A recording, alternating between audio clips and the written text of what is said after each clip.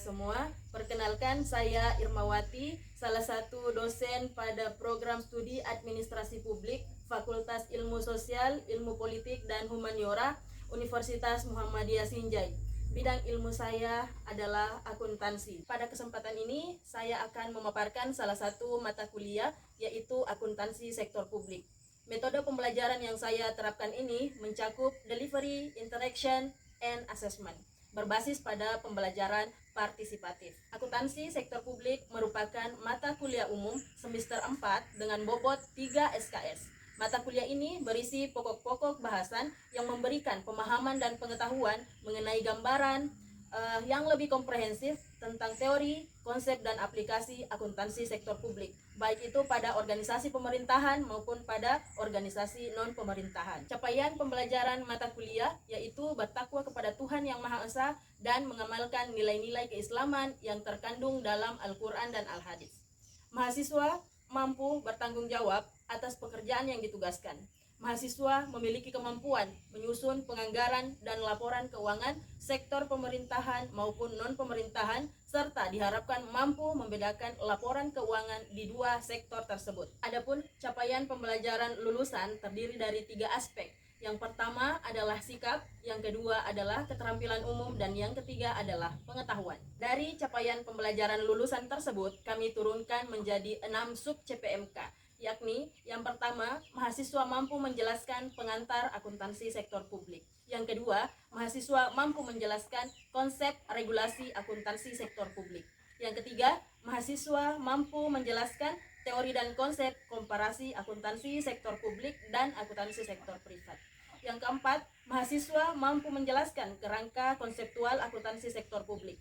Yang kelima, mahasiswa mampu menjelaskan standar akuntansi sektor publik. Yang keenam, mahasiswa mampu menjelaskan siklus akuntansi sektor publik yang terdiri dari konsep perencanaan publik, konsep penganggaran publik, konsep realisasi anggaran, konsep pengadaan barang dan jasa, konsep pelaporan keuangan, dan konsep pertanggungjawaban publik. Dari 6 sub CPMK tersebut dibagi menjadi 16 pertemuan termasuk dengan evaluasi. Untuk menunjang materi pembelajaran yang akan disampaikan, saya menggunakan beberapa literatur, yaitu buku dan jurnal-jurnal penelitian hasil riset.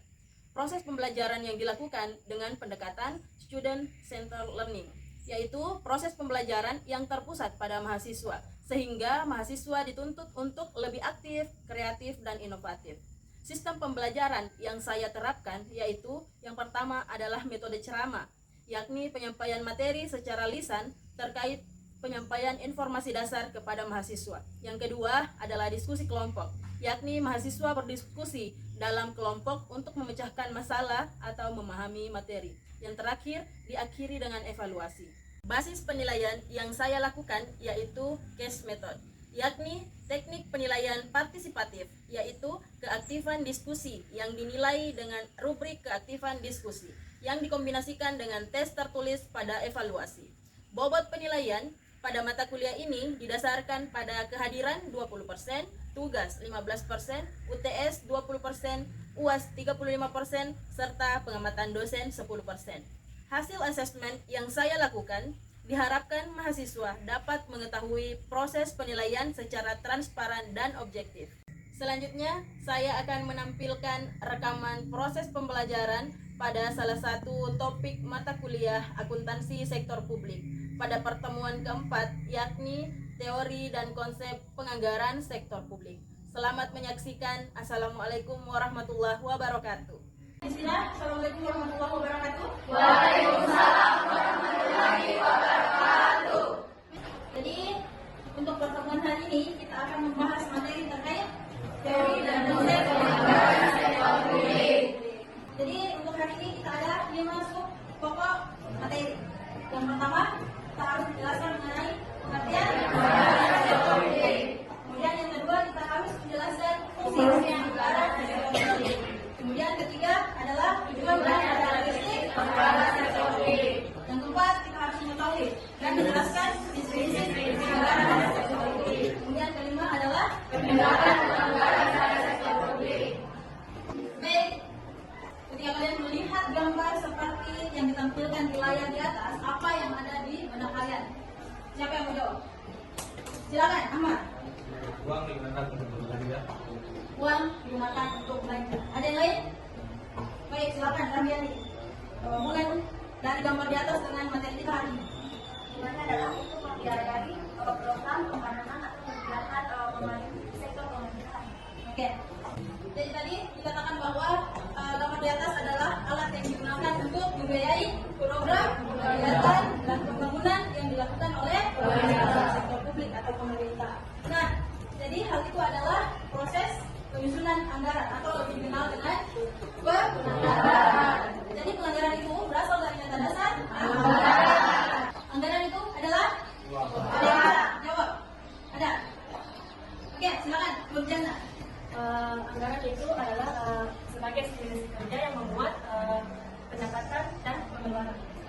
Jadi anggaran sektor publik adalah terkait dengan estimasi kinerja yang hendak dicapai oleh suatu organisasi sektor publik, ya, dengan tujuan tertentu dalam periode waktu tertentu, ya, yang biasanya dinyatakan dalam ukuran finansial. Jadi estimasi kinerja ini berisi program, kegiatan, dan penggunaan dana yang diperoleh, atau dalam hal ini adalah penerimaan. Kemudian berapa biaya yang harus dikeluarkan, dalam hal ini adalah belanja.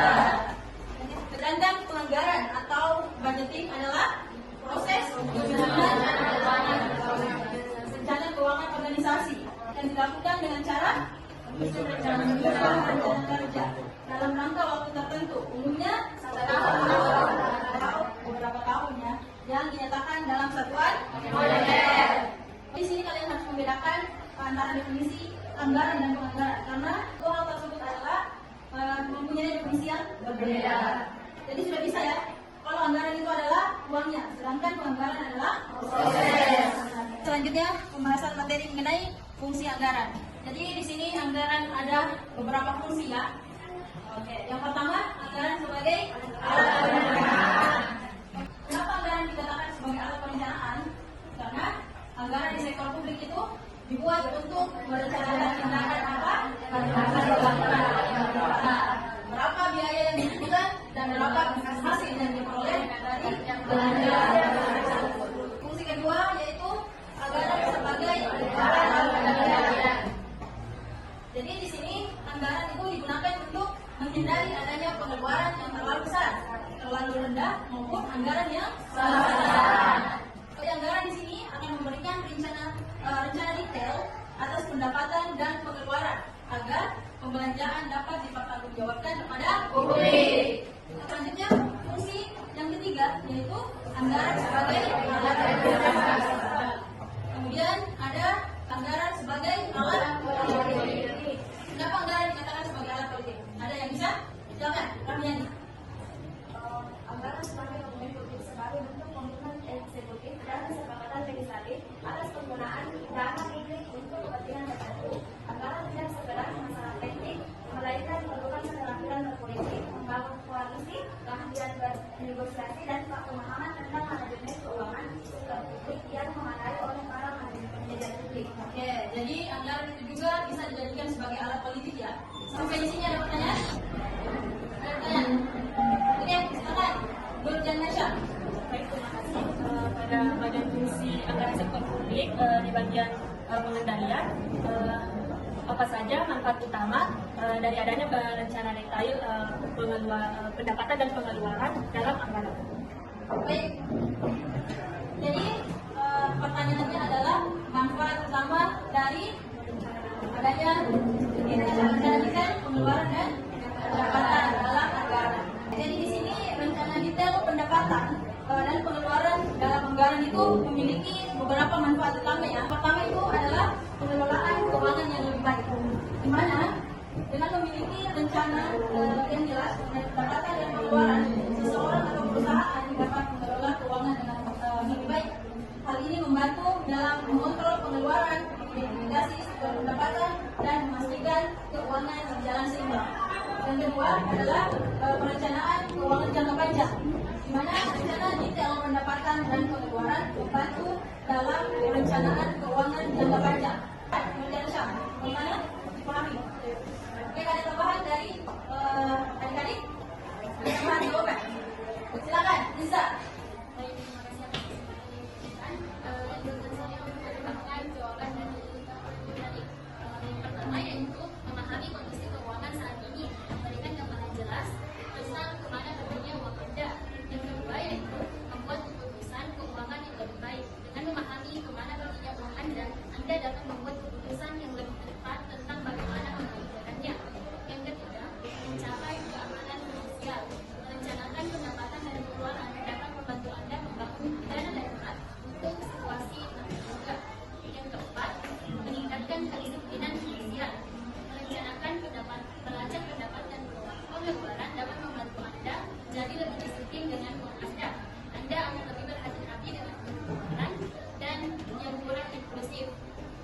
Yang kelima, mengurangi stres keuangan. Ketika Anda tahu kemana perginya uang Anda memiliki rencana untuk mencapai tujuan keuangan Anda. Baik, itu yang dapat saya tambahkan. Saya kembalikan. Selanjutnya kita masuk di pembahasan mengenai tujuan dan karakteristik anggaran. Sektor publik sendiri, anggaran itu memiliki tujuan utama, yakni meningkatkan pelayanan publik dan kesejahteraan masyarakat. Karena yang dikelola adalah dana publik, berarti yang harus ditingkatkan adalah kesejahteraan masyarakat. Nah, di sini pun ada dua faktor yang membuat anggaran itu sangat penting di sektor publik. Yang pertama, karena anggaran itu dijadikan sebagai alat bagi pemerintah untuk mengarahkan pembangunan. Karena anggaran juga di sini akan menjamin kesinambungan dan meningkatkan kualitas hidup masyarakat. Selanjutnya kita akan membahas mengenai prinsip-prinsip penganggaran.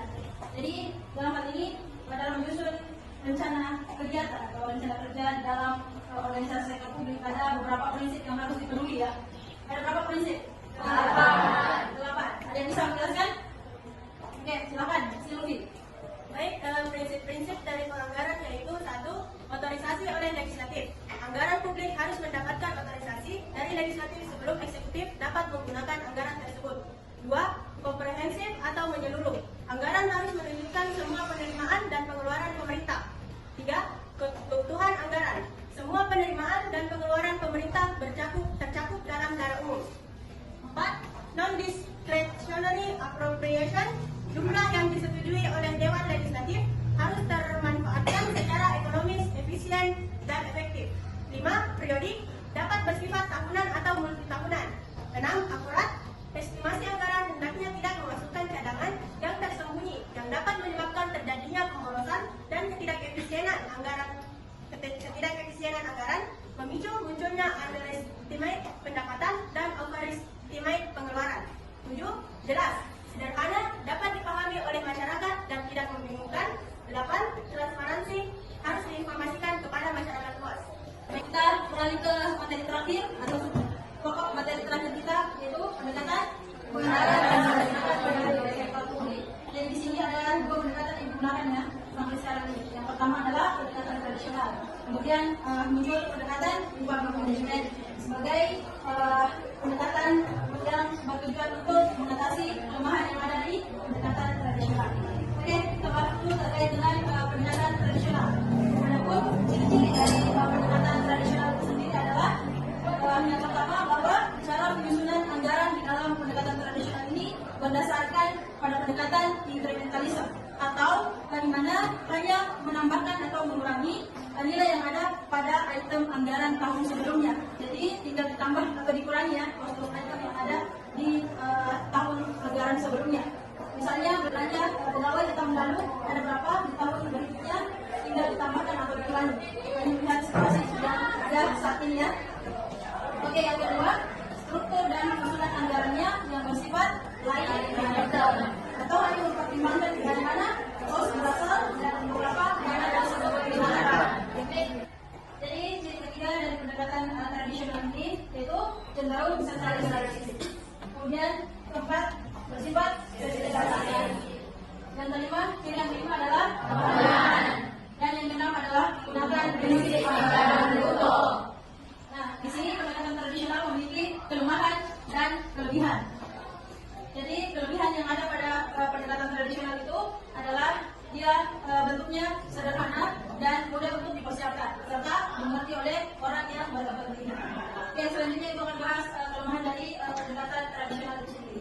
Yang Yang pertama bahwa pendekatan tradisional itu tidak ada informasi yang memadai bagi membuat keputusan, karena dari cirinya tadi bahwa dia penyusunannya berdasarkan pada implementalism, terus untuk penyusunannya dia bersifat line item, sehingga tidak ada informasi yang memadai bagi pembuat keputusan. Oke, sampai di sini ada pertanyaan? Ada yang mau bertanya? Oke, silakan Sakinah. Terima kasih. Mengapa anggaran yang berfokus pada input dapat mengakibatkan kurangnya perhatian pada proses pertimbangan jangka panjang dan pertimbangan lain yang ke depan terhadap program organisasi secara keseluruhan? Baik, jadi anggaran yang berfokus pada input di sini cenderung menempatkan penekanan pada alokasi sumber daya dan pengeluaran yang dibutuhkan untuk menjalankan suatu program atau kegiatan tertentu. Namun, fokus yang terlalu kuat pada input dapat mengakibatkan beberapa konsekuensi negatif yang berdampak pada proses pertimbangan jangka panjang dan pertimbangan lain yang relevan terhadap program organisasi secara keseluruhan. Nah, ada beberapa alasan mengapa anggaran yang berfokus pada input ini dapat mengakibatkan kurangnya perhatian pada aspek penting. Lainnya, yakni yang pertama itu adalah kurangnya orientasi pada hasil. Oke, jadi anggaran yang berfokus pada input ini cenderung tidak mempertimbangkan hasil atau pencapaian yang diinginkan dari program atau kegiatan. Hal ini dapat menyebabkan kurangnya orientasi pada tujuan jangka panjang dan dapat yang diharapkan dari penggunaan sumber daya. Kemudian yang kedua, bahwa keterbatasan evaluasi kinerja. Nah, dengan fokus yang terlalu besar pada input, evaluasi kinerja seringkali hanya dilakukan berdasarkan sejauh mana sumber daya telah digunakan, bukan sejauh mana hasil atau nilai tambah telah dicapai.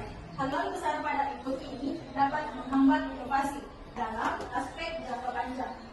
Dan itu saja beberapa dampak ketika sebuah organisasi hanya mengedepankan atau berfokus pada input. Oke, bagaimana saudari Sakinah? Ada tambahan dari teman-teman? Ada tambahan? Oke, silakan Ani Dewi. Baik, terima kasih. Saya akan menambahkan beberapa alasan mengapa anggaran hanya berfokus pada input. Yang satu, mengabaikan efisiensi dan efektivitas. Anggaran input tidak secara langsung mengukur efisiensi dan efektivitas program. Hal ini dapat menyebabkan pemborosan sumber daya dan kurangnya akuntabilitas atau hasil yang dicapai. Kedua, mengabaikan konteks yang lebih luas, di mana anggaran itu hanya fokus pada program itu sendiri dan tidak mempertimbangkan konteks yang lebih luas, di mana program tersebut beroperasi. Hal ini dapat menyebabkan program yang tidak selaras dengan tujuan organisasi secara keseluruhan atau kebutuhan pemangku kepentingan, hingga memberikan pengambilan keputusan atau strategi. Anggaran input tidak menyediakan informasi yang memadai untuk mengambil keputusan strategis. Hal ini dapat menyebabkan organisasi membuat keputusan yang tidak tepat tentang alokasi sumber daya dan prioritas program. Selanjutnya kita akan bahas pendekatan New Public Management. Jadi New Public Management juga mempunyai kelebihan dan juga kekurangan. Sama seperti pendekatan tradisional tadi. Meskipun NPM ini muncul sebagai bentuk atau pendekatan yang mengatasi permasalahan atau kelemahan di pendekatan tradisional, tapi juga memiliki kelemahan dan kelebihannya.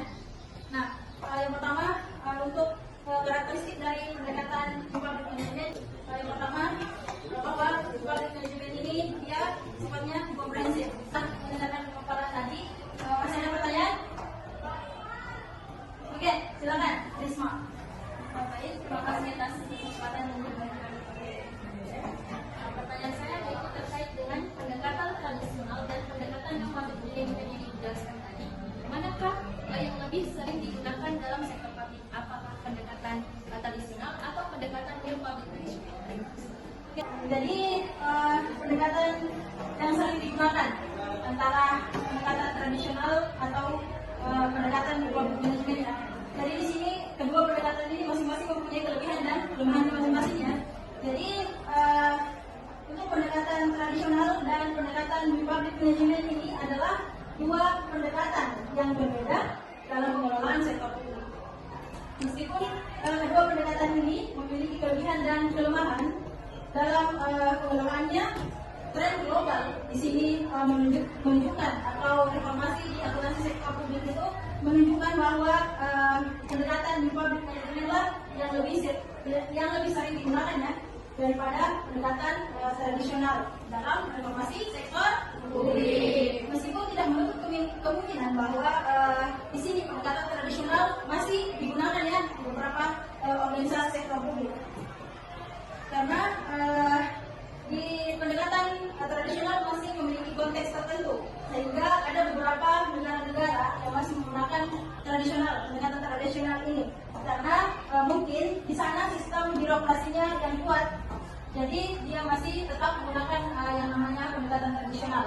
Namun secara umum pendekatan new public management itu sendiri lebih sering dipakai atau diadopsi sebagai respon terhadap tuntunan untuk reformasi sektor publik yang lebih modern, efisien dan responsif. Itu ya. Jadi kita tidak bisa memilih atau melihat sebuah negara akan menggunakan pendekatan yang mana, karena sebenarnya kedua pendekatan ini masih terus digunakan di beberapa negara. Seperti itu, Risma. Paham ya? Oke. Selanjutnya, karena ini adalah pembahasan terakhir di materi teori dan konsep penganggaran sektor publik, ada yang bisa membacakan kesimpulan dari awal materi tadi hingga terakhir terkait dengan pendekatan penganggaran pada sektor publik. Silakan, Bu Faina. Baik, terima kasih atas kesempatan yang telah diberikan. Tadi Ibu memaparkan materi tentang teori dan konsep penganggaran sektor publik. Nah, pertama yaitu anggaran sektor publik yang merupakan rencana terperinci tentang pengeluaran dan pengembangan pendapatan keuangan yang dimana beserta dengan sumber daya yang lainnya dalam waktu tertentu. Di mana penganggaran ini berasal dari kata anggaran. Nah, anggaran itu sendiri berarti dana atau keuangan atau estimasi kinerja, sedangkan penganggaran adalah prosesnya itu.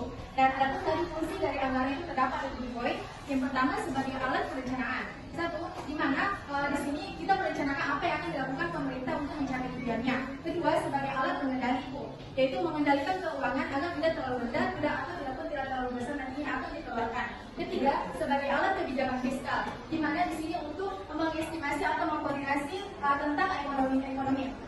Yang keempat itu sebagai alat koordinasi dan komunikasi. Yaitu di mana semuanya harus dikomunikasikan dengan anggaran yang akan dikeluarkan nantinya. 4, sebagai alat penilaian kinerja, sebagai alat penilaian kinerja, sebagai alat motivasi, dan sebagai alat politik. Dan juga ada pun juga yang dijelaskan yaitu materi tentang tujuan dan karakteristik, di mana tujuan dari anggaran sektor publik ini untuk meningkatkan pelayanan publik dan kesejahteraan masyarakat, di mana yaitu terdapat 2 poin. Sebagai alat pemerintah untuk meningkatkan atau mengarahkan pembangunan dan meyakinkan kepada masyarakat bahwa pemerintah telah bertanggung jawab terhadap pekerjaannya itu. Dan ada pun karakteristik dari anggaran ini. 1, di mana anggaran didasarkan sebagai satuan keuangan. 2, waktunya itu tertentu itu. 3, yaitu mencapai tujuan yang telah disasarkan atau ditetapkan. Dan yang keempat, disetujui oleh kewenangan yang lebih tinggi oleh pembuat anggaran dan dilakukan sebagai satu kali sekali. Dan ada pun prinsip-prinsip dari anggaran sektor publik itu ada 8 itu. Dan yang terakhir itu pendekatan penganggaran pada sektor publik ada yaitu pendekatan tradisional dan pendekatan new public management, di mana pendekatan new public management ini bertujuan untuk mengatasi kelemahan pada pendekatan sebelumnya. Terima kasih. Baik, berikan aplaus buat temannya. Baik ya, jadi hari ini untuk pemilihan kita berasa cukup sekian ya. Terima kasih partisipasi dan kehadiran kalian. Untuk minggu depan kalian akan kembali ke dalam beberapa kelompok untuk memenuhi tugas diskusi ya. Jadi untuk hari ini cukup sekian. Ibu akhiri perkuliahan kita.